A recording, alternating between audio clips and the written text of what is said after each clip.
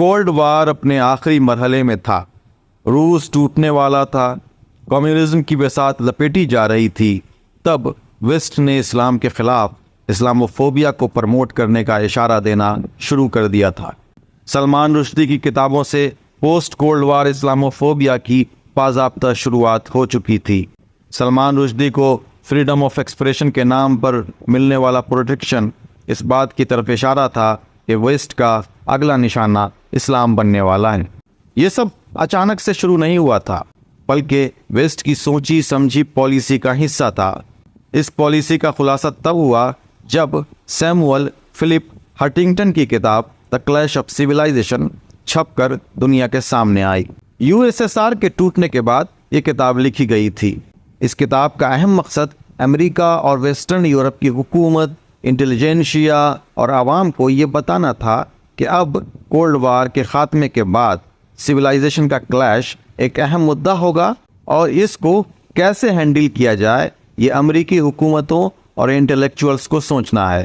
Samuel Huntington نے بتایا کہ موجودہ دور میں جو سویلائزیشن وجود میں ہے وہ کچھ اس طرح ہے: Islamic civilization, Confucius civilization, Slavic Orthodox Christian civilization, Hindu civilization, African civilization, Latin American civilization, Japanese civilization اور ویسٹ کی Judeo Christian Western civilization. Samuel Phillip Huntington نے بتایا کہ اس وقت صرف 2 سویلائزیشن ہی ایسی ہے جو ویسٹ کے مقابلے پر کھڑی ہوئی ہے۔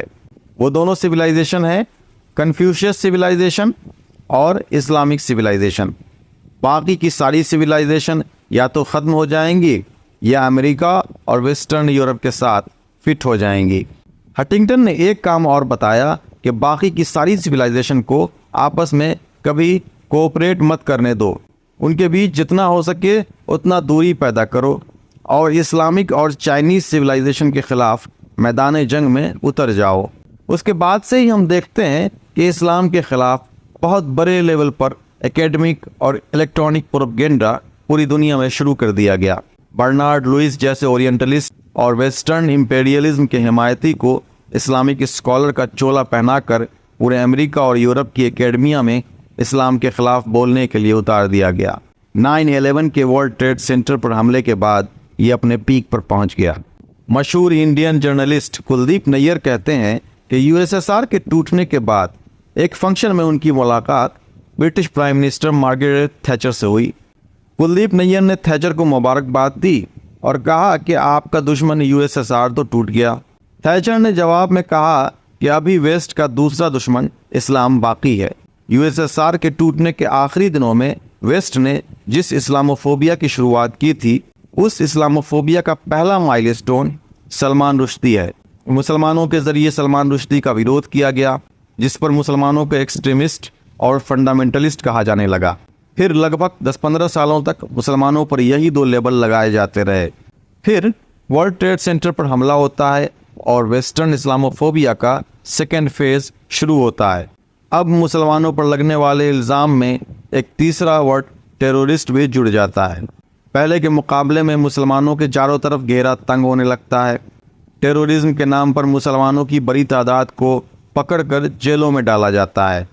پھر اسلاموفوبیا کے 30-35 سال لمبے ہسٹری کا کلائمیکس چارلی ہیبدو کے معاملے کے بعد شروع ہوتا ہے۔